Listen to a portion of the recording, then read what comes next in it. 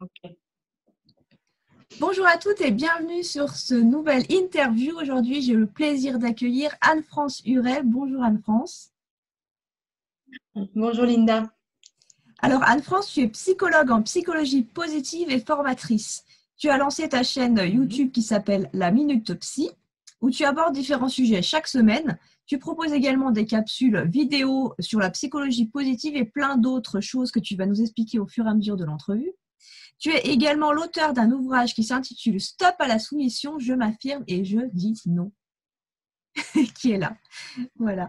Alors, Oui, yes. voilà. Alors donc, je vais te laisser, après cette courte introduction, je vais te laisser te présenter, nous expliquer un petit peu ton parcours et puis nous dire comment tu en es venu à l'entrepreneuriat. D'accord. Alors, donc, bonjour à tous. Je m'appelle Anne-France et en fait, j'ai repris mes études à l'âge de 32 ans.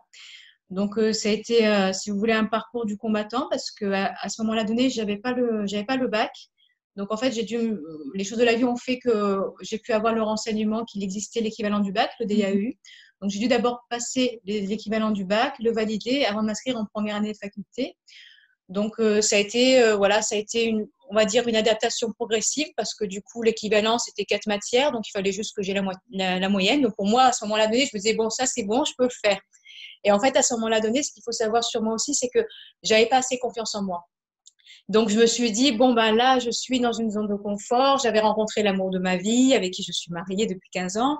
Et je me suis dit, qu'est-ce que je fais? Est-ce que je sors de ma zone de confort ou pas? Est-ce que je vais y arriver? En fait, je me posais plein de questions. Et en fait, l'amour de ma vie avait suffisamment confiance pour nous deux. Et du coup, de voir que il y avait cette confiance-là, je me suis dit, bon, bah, c'est bon, alors je peux y aller. Même si j'ai pas assez confiance en moi, je peux y aller parce que elle me fait confiance, alors j'y vais. Alors j'ai commencé petit à petit à valider le DAU, après la première année en licence de psychologie, la deuxième année. J'ai fait ça progressivement, si vous voulez. D'accord. Et du coup, en fait, je me disais, chaque semestre que je valide, c'est déjà un pas en avant. J'essayais pas trop de me projeter à l'avenir. Parce que si vous voulez, quand on reprend ses études et qu'on est en décalage au niveau de l'âge, on est avec des jeunes qui sortent du lycée et on a 32 ans, on se sent quand même un petit peu en décalage.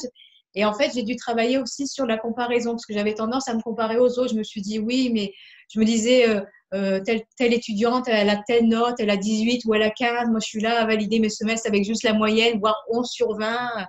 Et petit à petit, j'ai commencé à me détacher de cette comparaison, en fait, en me disant, peut-être que j'ai pas les meilleures notes, mais c'est pas ça qui fera que pour autant, je ne vais pas être sélectionnée pour le Master 2. Parce qu'il y a d'autres choses. Il y a l'expérience professionnelle, il y a la maturité d'esprit. Donc, petit à petit, si vous voulez, je me suis vraiment détachée de ça. Donc, ça m'a enlevé un frein pour pouvoir justement avancer et puis aller de l'avant chaque année petit à petit jusqu'à devenir psychologue. C'est un beau parcours. Et du coup, avant de reprendre tes études, enfin, qu'est-ce qui t'a décidé vraiment à reprendre ces études et puis dans ce secteur-là finalement? Alors avant de reprendre mes études, j'étais déjà dans le social en fait. Je travaillais dans une association qui recevait les femmes victimes de violences conjugales et les enfants. Et quand je voyais le travail de la psychologue, je me disais waouh, j'aimerais bien faire ce travail-là parce que pour moi c'était vraiment être dans l'aide et soutenir les personnes. C'était quelque chose pour moi vraiment c'était un rêve en fait. Mm. Et à ce moment-là donné, comme je savais pas qu'il y avait l'équivalent du bac, pour moi c'était fermé. Ouais. Je me disais bon ben, je travaille déjà en social, j'aide les gens à ma façon, donc je suis polyvalente, je m'occupe aussi des enfants. Et puis après, ben voilà, je me suis lancée. En fait, pour aller un peu plus loin dans le passé, quand j'avais 20 ans, je travaillais en pharmacie. Et après, les choses de la vie, malheureusement, ont fait que des fois, on a des moments de bonheur et des fois, on a des moments de tristesse. J'ai perdu mes parents. Et petit à petit, ben, en fait, en faisant le deuil, j'ai voulu par la suite de mes parents, j'ai voulu aider. J'ai voulu me dire, j'ai envie d'aider justement les personnes qui ont surmonté des moments difficiles, qui ont vécu des traumatismes. J'ai envie de les accompagner dans ce chemin. Voilà, D'accord. c'est ça aussi qui m'a donné envie de Mm. travailler dans le social et puis après de devenir psychologue par la suite quand j'ai pu avoir cette possibilité-là. D'accord, super. Alors là, dans cette interview, on va parler plus particulièrement de la zone de confort. Voilà. Mmh. Alors, est-ce que tu peux nous dire, même si la majorité d'entre nous savent ce que c'est que la zone de confort, mais est-ce que toi, tu peux nous redire, nous expliquer un petit peu ce que c'est? Bah, en fait, la zone de confort, c'est le lieu où on se sent bien, où on est en sécurité. Ça peut être l'environnement où on vit, l'environnement familial, notre travail. et on y est bien. Donc, généralement, quand on est bien quelque part, on n'a pas envie d'y partir. Donc, on peut rester là longtemps, très longtemps, voire en fonction des personnes toute une vie. Pour faire vraiment de manière synthétique, expliquer ce que c'est cette zone de confort. En fait, c'est vrai que ce qu'on voit sur les réseaux souvent, c'est sortez de votre zone, sortez de votre zone. Mais bon, par moment, c'est bien d'y rester aussi un petit peu. Vous voyez, après, de temps en temps, effectivement, c'est bien d'en sortir. On va en parler après, justement, de sortir petit à petit de cette zone. Voilà, c'est ça. Alors, pourquoi est-ce important, justement, de sortir de cette zone? Alors voilà, en fait, si vous voulez, si à un moment donné, tout part de la personne. Si la personne, à un moment donné, elle commence à se sentir un petit peu, façon de parler, mais un peu blasée, un peu, elle s'ennuie dans cette zone de confort, elle a envie d'expérimenter d'autres choses et aussi de se tester elle-même, de découvrir ses capacités, parce qu'on a tous et toutes des capacités en nous, qu'on développe plus ou moins. Et en fait, quand on décide de sortir de cette zone de confort, on va déjà développer nos capacités, prendre conscience de ses capacités, et en plus, la cerise sur le gâteau, on va travailler sur notre confiance en soi. Parce qu'on va petit à petit voir qu'on y arrive, et du coup, la personne, elle gagne en estime, en confiance et en affirmation de soi. En fait, c'est que du bonheur de sortir de la zone de confort. Voilà. Il faut que ça parte de la personne, parce que si la personne, elle ne veut pas, elle restera dans sa zone de confort. C'est vraiment, je sais pas si toi, de ton côté, tu l'as vécu, mais c'est en fait, à un moment donné, il y a un déclic, il y a quelque chose qui se passe, et on a envie de voler de ses propres ailes, d'aller dans une autre direction. Moi, c'est venu petit à petit, mais c'est le sentiment que j'ai eu, effectivement. Tout à fait. Alors, justement, comment oser en sortir, cette zone de confort? Parce que, après, j'entends beaucoup de personnes qui ont cette envie et qui n'arrivent pas, en fait, à sortir de cette zone, finalement, qui est confortable, mais qui est un petit peu aussi vécue, comment dirais-je, qui est mal vécue aussi par certaines personnes. Oui.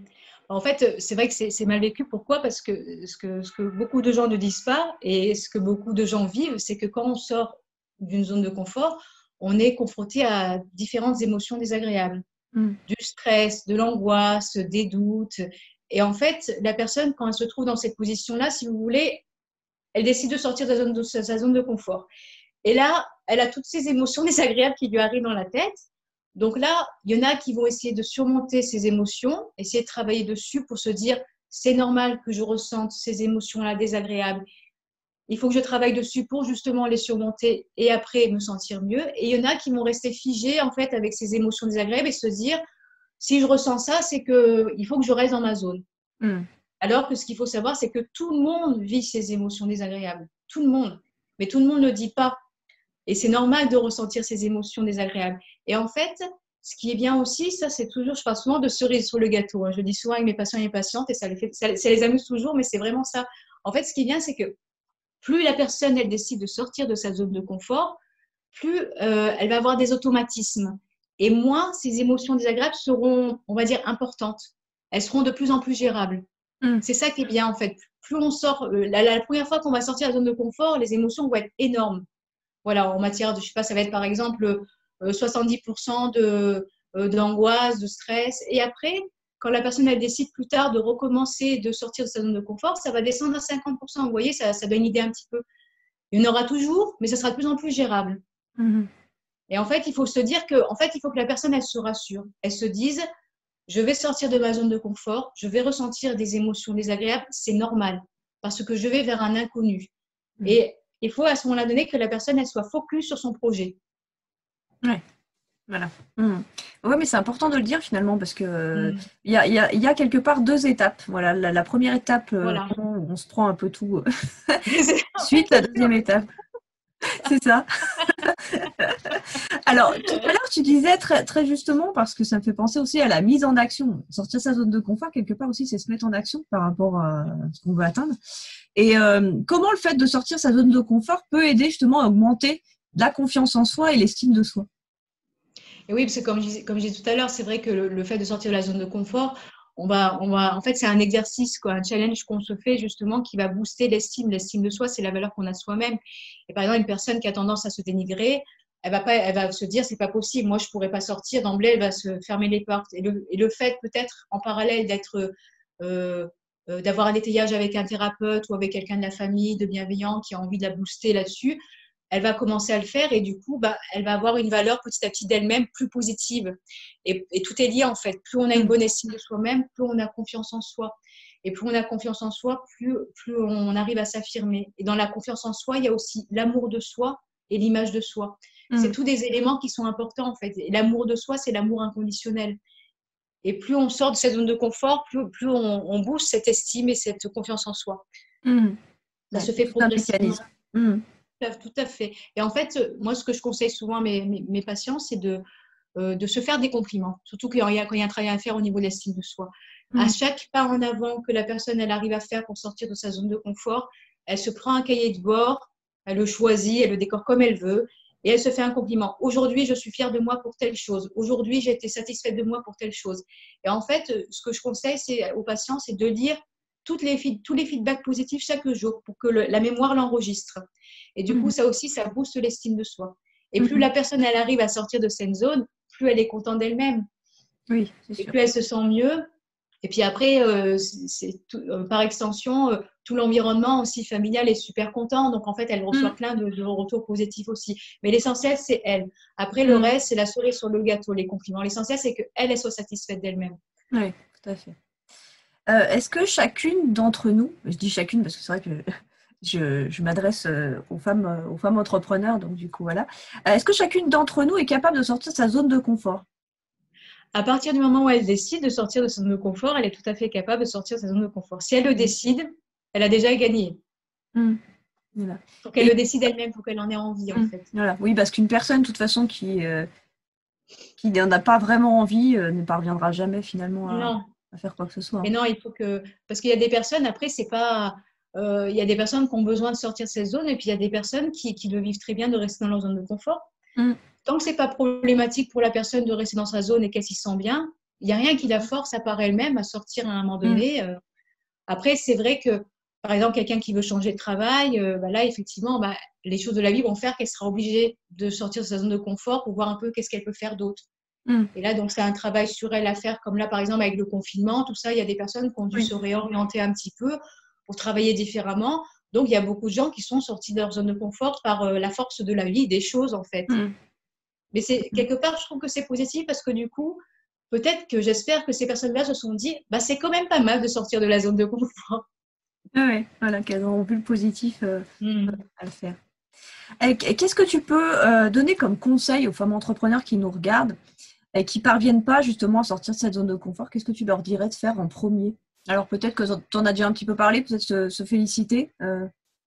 Voilà, et puis je pense qu'à partir du moment où la personne elle a décidé de sortir de sa zone de confort, essayer de lister quel est son projet, quel est son objectif, et voir pas à pas ce qu'elle peut faire. Parce que c'est vrai qu'il y a des personnes en fait qui veulent sortir de leur zone de confort, mais qui veulent de suite arriver à la finalité rapidement. Et en fait, il y a différentes étapes. On peut pas arriver à l'objectif du jour au lendemain. Et il faut traverser différentes épreuves, et c'est normal en fait. Et le fait que la personne elle les écrive, ça va lui permettre d'accepter cette situation, le fait que justement, il faut passer par différentes épreuves pour atteindre son objectif. Et c'est vrai qu'il y a pas mal de personnes qui ont ce travail à faire parce qu'il y a beaucoup de gens qui veulent que ça arrive vite du jour au lendemain, au bout d'une semaine. Ils veulent brûler les étapes. Voilà, mais il y a les différentes étapes et c'est ça en fait, la traçabilité. Vraiment, le côté thérapeutique, c'est la traçabilité du projet. Et le fait d'en parler aussi à quelqu'un, aussi, ça peut être l'environnement familial, ça peut être un ami ou un collègue de travail avec qui la personne elle s'entend bien, pour pouvoir échanger là-dessus, pour pouvoir avoir un étayage. C'est pour ça que des fois, il y a des personnes qui ont besoin d'aller voir un thérapeute pour avoir cet étayage-là. Oui, parce que quelqu'un qui soit vraiment dans l'objectivité. Ok. Alors, explique-nous un petit peu ce que tu proposes en fait à tes clients. Comment est-ce que tu travailles Alors, vraiment par rapport toujours à la zone de confort Non, parle-nous un petit peu en général, de tout ce que tu fais. Alors, au cabinet, je reçois, en ce moment, c'était les consultations, mais au cabinet, je reçois en thérapie individuelle, de couple et familial. Et en fait, ce qui me démarque un petit peu de ce qu'on m'a dit, des autres psychologues, c'est pour ça qu'on me dit souvent que je suis une psychologue atypique, c'est que je travaille avec des jeux thérapeutiques. Les jeux thérapeutiques sont en lien avec les émotions, comme les emoticards ou sortir de sa zone de confort. Je ne sais pas si tu connais le jeu Siao Comfort Zone. Ah non, je ne le connais pas. Il est pas mal. Attends, je te le montre. J'en ai un justement ici chez moi. Ça donne une idée un petit peu de Ça, je vous le montre. D'accord. Il y en a deux et les professionnels ont sorti aussi un jeu Xiao Confort Zone spécial couple. Ça, c'est pas mal aussi, spécial couple. D'accord. Et en fait, si tu veux, les patients, quand ils viennent au cabinet, par exemple, s'ils ont un travail à faire sur l'estime, la confiance en soi, en plus des exercices que je leur propose, je leur suggère, je leur explique, voilà, ici j'ai des jeux thérapeutiques, par exemple, j'ai des jeux thérapeutiques pour travailler sur l'estime, la confiance en soi. Si vous voulez, on fait une séance sur 2 en travaillant spécifiquement sur l'estime de soi avec les jeux thérapeutiques. Je leur présente différentes cartes sur le bureau, ils piochent au hasard et il y a un travail d'élaboration qui se fait. Après, je m'adapte aux patients. Il y a des patients qui sont pas trop, qui n'ont pas spécialement envie de travailler avec des jeux. Donc, du coup, on reste dans quelque chose de classique. Mais il y a pas mal de patients qui aiment bien justement parce que le jeu, en fait, ça apporte de la légèreté. Ça reste un jeu de cartes, donc c'est sympa. Donc, en fait, Ouais, il y a de la c'est légèreté. ludique. Voilà. Et il y a Ça ce enlève travail. ça enlève un peu le côté psy et le côté un peu rigide, C'est quoi. ça, tout à fait. Et c'est vrai que du coup, c'est ça qui est bien aussi, c'est de voir les retours parce qu'il y a pas mal de patients qui constatent qu'effectivement, il y a des choses qu'elles ont bien travaillé au niveau de l'estime, la confiance en soi pour sortir de sa zone de confort. Et il y a des actes justement où il y a encore à travailler. Moi, ça me permet de mieux les connaître et aussi ça leur permet de mieux se connaître et de mieux travailler. Donc en fait, c'est vraiment que du bonheur, ces jeux thérapeutiques. D'accord, ouais, super. Que j'apporte en plus. Ouais, ouais. Alors, j'ai oublié de dire que tu étais sur Nice. Tu es sur Nice. Oui. Voilà. Pour les consultations, voilà. Il y en a peut-être qui pourront être intéressés de savoir où tu es. Donc, j'ai oublié de le dire. Voilà, tout à fait. Et je fais aussi en parallèle, du coup, ça me fait penser, comme tu parlais de psychologie positive, comme je suis coach en psychologie positive, je fais aussi de temps en temps des ateliers du bonheur. Où là, c'est sur 2 heures et on travaille sur l'estime, l'amour de soi, l'optimisme, les capacités. Je travaille avec des cartes, des forces de caractère. Et il y a souvent des couples qui viennent faire l'atelier du bonheur. Du coup, ça leur permet de se rapprocher, de mieux communiquer. Et c'est effectivement que du bonheur, ça aussi. pour c'est les super. patients. Et bon, là, tu fais ça sur Nice, donc exclusivement Voilà, sur Nice. Après, je peux aussi le proposer en téléconsultation. D'accord, oui, voilà, c'est ce que tu Voilà. Ouais, ok, super. Après, donc, explique-nous un petit peu où tu es présente sur Facebook. Tu as une page Facebook où tu fais pas mal, parce que justement, j'en ai pas parlé, mais tu proposes aussi des quarts d'heure focus. Alors, je propose des quarts d'heure focus sur différentes thématiques. Ça peut être des professionnels ou des personnes qui ont envie justement d'échanger sur, par exemple, le confinement, sur le bien-être, l'estime de soi. Donc, ça, je propose. Là, en ce moment, j'en ai fait un peu plus parce que j'avais plus de temps, donc 1 fois par semaine. Sinon, c'est 1 fois par mois. Et je propose aussi des quarts d'heure book. Quand j'ai un coup de cœur pour un livre, je contacte l'auteur et du coup, il n'y a pas mieux que l'auteur pour parler de son propre livre et du coup, ça permet justement de le faire connaître aussi, même s'il est très connu, c'est toujours un plaisir pour la personne d'échanger, de parler de son livre. Et je fais aussi, par rapport aux jeux thérapeutiques, des petits quarts d'heure aussi game, j'appelle ça le quart d'heure game. J'en ai fait un avec les émoticartes, avec les jeux de minutes aussi de Raphaël de Foucault et c'est sympa aussi, ça permet vraiment de faire connaître les jeux, les livres. Oui, c'est très, très intéressant, contenu très, très varié. Et donc, du coup, ton livre, oui. pour parler un petit peu de ton livre, qui est paru aux éditions Maya. Du coup, est-ce que, voilà, je sais que c'est quelque chose que tu as créé, c'est, comment dire?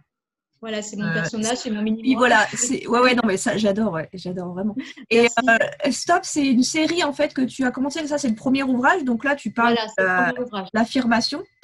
Donc, bon, je mettrai tous les liens après dans la description de la vidéo pour pouvoir commander ton livre, etc. Est-ce que donc là, peut-être, je te pose une question peut-être un peu que c'est pas le moment de le dire, mais bon, est-ce que tu prévois de faire d'autres livres? Est-ce que tu en as déjà? En fait, au niveau de la collection Stop, là, je suis en train d'écrire le deuxième. Le deuxième, ça sera Stop à la culpabilité. Je m'en détache et je dis non. Ah, super. Ah, ça, c'est bien aussi. Et en fait, ce que je fais chaque année, je vais, comme j'ai fait là pour la culpabilité, en fait, je fais un petit sondage sur les réseaux sociaux, Facebook, Instagram, LinkedIn. Et je propose 3 thématiques. Et en fonction du sondage, je choisis le thème. Et là, ça a été la culpabilité. Voilà. Super.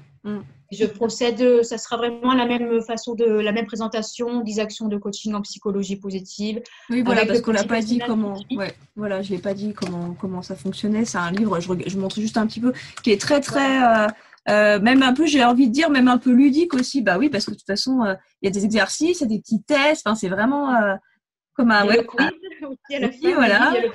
Ouais, ouais, donc Le cahier de ouais, super intéressant et c'est vraiment un outil simple, pas long.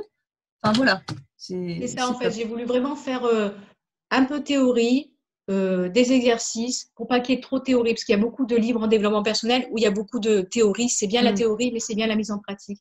Et en fait, pour la mise en pratique, j'ai eu envie vraiment de faire un livre qui donne envie de faire les exercices. Parce que des Mm. fois, il y a des livres, on voit les exercices, on se dit, waouh.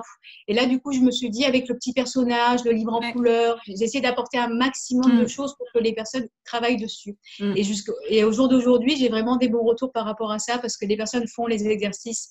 Et après, il y a un étayage avec moi. Je dis aux personnes de ne pas hésiter à me contacter par la suite par rapport à un exercice Ouais. peut-être qui Mm. était difficile. Donc, je Il y suis a un vraiment contente contact, de… voilà, on peut te contacter, te demander. Tout à fait. Ouais, super. Et n'hésitez pas à vous prendre en photo avec le livre et m'envoyer la Oui. photo et où vous habitez aussi, parce que je le partage aussi. Le Voilà, livre en balade. voilà, on va voir jusqu'où voyage ton livre. Super. Il a été loin, il a été en Angleterre. Ah, bien. Ouais, ouais. En Tunisie aussi, il a été. Et puis un peu partout en France pour le moment. Ouais. Moi, je suis Le sûre qu'il va aller voyage. encore, il va aller encore un petit peu plus loin. Ok, super. Alors, on va parler un petit peu plus de toi, mais de toi dans ta vie au quotidien. Ouais. Donc, bon, je suis pratiquement sûre de la réponse. Je sais pas si je vais pas changer la question parce que professionnellement, donc, est-ce qu'il t'arrive de douter? Mais Et bon, oui. ça, oui, parce que voilà. Mais ce qui est intéressant justement, comme tu es psychologue, c'est vraiment explique-nous, oui, comment ça se manifeste pour toi, mais comment tu le dépasses ce que tu peux conseiller finalement pour dépasser ces moments de doute qui sont des fois D'accord. assez, Ouais, assez. ça peut prendre aussi, Mm. voilà, ça peut prendre aussi d'un coup. Et puis le fait de douter comme ça, à un moment donné, on peut être dans l'inhibition et pas faire les choses. En fait, je vais vous donner l'exemple je vais te donner l'exemple et à vous aussi, hein, l'exemple de l'année dernière quand je me suis lancée pour le livre. Au début, je me suis dit, tiens, j'aimerais bien me lancer. Puis après, mentalement, je me suis dit, oui, mais bon, il y a beaucoup de livres de développement personnel. Puis est-ce que je me suis quand même posé des questions. Est-ce que je vais y arriver? C'est quand même un travail personnel. Et puis est-ce que mon livre va plaire? Je me suis posé plein de questions. Donc j'ai commencé à douter. Après, je me dis, en fait, comme ça donne aussi un exemple, comme tu dis, hein, je me dis, bon, c'est normal de douter. Je veux dire, ça peut arriver, c'est humain. Donc, j'ai laissé la place à ce doute. Et puis après, j'ai commencé à avoir des pensées positives par rapport à ça. Je me suis dit, c'est normal de douter. Néanmoins, ça ne me coûte rien d'essayer, de me lancer. Je veux dire, petit à petit, déjà, écris le livre. Après, fais une liste de toutes les maisons d'édition. Tu envoies et tu verras bien ce que ça donne. Et en Mm. fait, j'ai pensé comme ça. Je me suis dit, je veux dire, j'avais pas envie de regretter. Donc, c'est vrai que les doutes, c'est désagréable, mais le regret, c'est quand même aussi quelque chose de très désagréable d'avoir des regrets. Je me suis dit, lance-toi, c'est normal de douter, tu verras bien petit à petit. Comme je dis souvent, c'est une de mes citations préférées, petit à petit, l'oiseau Mm. fait son nid et tu verras bien. Et voilà. Et les choses de la vie ont fait que j'ai terminé mon livre. J'ai fait effectivement un listing de 10 maisons d'édition. Et ça a plu à un des directeurs, un des éditions Malia. Et puis voilà, le chemin a continué. Et c'est Mm. normal de douter. C'est pas quelque chose. En fait, il y a des gens qui ont tendance à peut-être à refouler un peu parce que ça fait partie aussi des émotions désagréables, à refouler. C'est pas bon Mm. de refouler.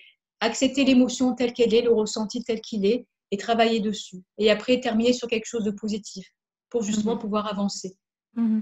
Ok, super, merci. Alors, comment est-ce que tu fais pour préserver l'équilibre entre ta vie personnelle et ta vie professionnelle? Est-ce que c'est quelque chose auquel tu crois, l'équilibre entre ces deux domaines? Parce que je sais que certaines personnes n'adhèrent pas à ça. Et comment tu fais pour le préserver, si tu le vois? Alors pour moi, pour te reprendre, moi j'adhère tout à fait à ça. Je trouve ça important de pas oublier sa vie personnelle aussi, même si je suis passionnée par mon travail. Je suis très organisée, donc chaque semaine en fait, et en fonction du planning aussi de la personne que j'aime, on essaye toujours de faire en sorte d'avoir des moments pour nous deux, pour pas s'oublier.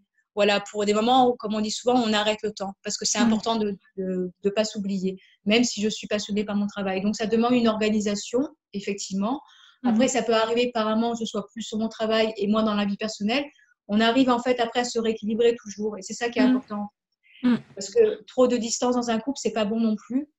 Et c'est bien la juste dose. En tout cas, moi, je fonctionne comme ça. J'aime bien cette juste dose entre les deux. Parce qu'en Mm. fait, si tu veux, pour moi, l'amour me donne des ailes. si j'ai pas ma dose d'amour, après je freine aussi dans ce domaine-là, au niveau professionnel, Ouais, même si ben oui. j'ai toujours besoin d'avoir cet équilibre. Ouais. Et je suis balance, alors du coup, cet Ah oui, équilibre. oui. Exactement, ouais, tout à fait, je comprends. Ok, d'accord. Et ta vie professionnelle, voilà, tu arrives à mettre un cadre et des horaires, enfin quelque chose Tout d'assez. à fait. Tout à D'accord. fait. C'est important. Mm, Pour moi, en tout cas, ça l'est. Après, il y a des personnes, chacun a sa façon de faire et de vivre. oui, Pour tout à moi, fait. c'est important. Mm, ok. Et Alors, puis aussi, oui, par rapport pardon. à ce que tu dis, je sais pas toi, mais des fois, il y a des jours où je dois avancer parce que je suis toujours en train de faire plein de choses, en fait. Et du coup, il y a des moments donnés où je sens que mon cerveau, il me fait comprendre que c'est bon, aujourd'hui, fais rien. Mm, oui, ça Va m'arrive. boire un café sur la Bien sûr. terrasse, profite des oiseaux qui chantent, détends-toi. Donc, en fait, je suis pas là à m'acharner sur un travail Mm, à avancer impérativement. Je lâche prise, je me dis, si le cerveau il m'envoie cette alarme-là, je me coupe, je fais rien pendant 2 heures et après je retourne travailler. voilà, ça c'est important aussi, ouais, de Ouais, s'écouter. tout à fait. Essentiel. Oui, ok. Et d'ailleurs, j'ai une citation que j'aime beaucoup, que tu as mis dans ton livre, parce que Anne-France nous a mis quelques citations aussi, Mm. des citations inspirantes. Il y en a une que j'aime beaucoup, qui m'a sauté aux yeux tout de suite, proverbe chinois, n'aie pas peur d'avancer lentement et aie peur de rester immobile. Eh oui, tout à Voilà. fait. Donc même si on a plein de projets en tête, plein d'idées, le principal c'est d'avancer même à petits pas et de prendre soin de soi, surtout Tout à quand fait. le cerveau il nous envoie des petits signes. Tout à fait, je valide. Alors, deux petites questions pour finir cette entrevue. Alors, quel est ton livre préféré? Alors, dernièrement, en fait, enfin, dernièrement, l'année dernière, j'ai lu un livre d'une auteure que tu connais bien, Cindy Guise, Ah J'arrête oui, d'être bien sûr. parfaite. Mm. Alors, le livre, je voulais le montrer, mais je ne l'ai pas ici, il est à mon bureau. Et en fait, quand j'ai acheté son livre, je me suis dit, j'avais envie par curiosité de savoir si moi, j'étais encore dans la perfection, parce que pour moi, j'avais l'impression que je l'étais plus et que c'était bon, la perfection était loin de moi. Et en fait, quand j'ai lu le livre, j'ai réalisé quand même que j'avais pas mal de travail à faire pour lâcher prise par rapport à la perfection. Mm. Donc pour ça, je la remercie parce que son livre, il est génial et ça a été vraiment un coup de cœur pour moi. Mm. Ah, je mettrai le lien. Après, Oui, ça va être sûr qu'il est sur son j'en ai livre. aussi, je ne sais pas si tu connais, d'ailleurs, je les ai reçus hier. J'ai fait connaissance de Nathalie Labelle. Et son Oui, premier livre, en fait, c'était Sans une perle de sagesse. Et là, j'ai reçu Sans une perle de de bonheur. bonheur. Mm. Et il y a ça aussi, ce livre-là qui est pas mal aussi, que j'ai commencé, les Oui, 365 douceurs pour l'art. j'ai celui-là et j'ai le premier Perle de sagesse. J'ai Ouais, encore pas c'est essayé. Oui, à oui, conseiller, oui, à vraiment. conseiller, tout à fait. Je mettrai les liens également. Très, très Ça bon. fait du bien, Oui, c'est c'est très ça. Mm. positif. Et puis 365 douceurs de l'âme, moi voilà, j'avais pris l'habitude, je l'ai acheté l'année dernière. Et chaque matin, en fait, je lisais la petite phrase. Et non, non, franchement, c'est sympa de commencer sa journée avec des petites tout à fait, avec quelque chose de positif comme ça. phrases. Ouais, tout à fait. Ok. Alors, et puis dernière question, qu'est-ce qui te met le plus de bonne humeur? Alors, de bonne humeur. Alors, du coup, ça me fait penser au matin, être de bonne humeur. Le matin, Ouais. ce qui met de bonne humeur, c'est déjà avoir un café. Si j'ai pas mon café, après, j'aime bien, c'est tout bête, hein. Mais comme je suis très, très sensible en fait à tout ce qui est dans mon environnement, les sons, les bruits, du coup, j'aime bien entendre les oiseaux chanter. Mm. Si la personne que j'aime est près de moi, ben, d'avoir un bisou, d'avoir un sourire ou bien d'avoir un petit texto de sa part, ça me fait chaud au cœur. Et comme j'adore les animaux, d'avoir mes animaux autour de moi aussi quand je prends mon café, c'est un moment pour moi de plénitude. Et Mm. ça me met de bonne humeur. Voilà, Ouais, super. Merci beaucoup d'avoir partagé ça avec nous. Et bien, écoute, Anne-France, merci beaucoup d'avoir pris du temps pour répondre à mes questions. merci à toi. Donc, comme je le disais, je mettrai tous tes liens donc, dans la description de la vidéo et n'hésitez pas à aller acheter le livre de Anne-France qui est vraiment, vraiment très bien et c'est, je pense, le premier d'une longue série. Merci. Donc voilà, donc il ne me reste plus qu'à vous dire, vous donner rendez-vous pour la prochaine entrevue. Et si ce n'est pas encore fait, abonnez-vous à ma chaîne et n'oubliez pas d'activer les notifications. Je vais vous laisser là-dessus. Anne-France, bonne fin de journée et à très vite. À toi aussi. Au revoir. Au À revoir à tout le bientôt à monde. toutes. À bientôt. Au revoir.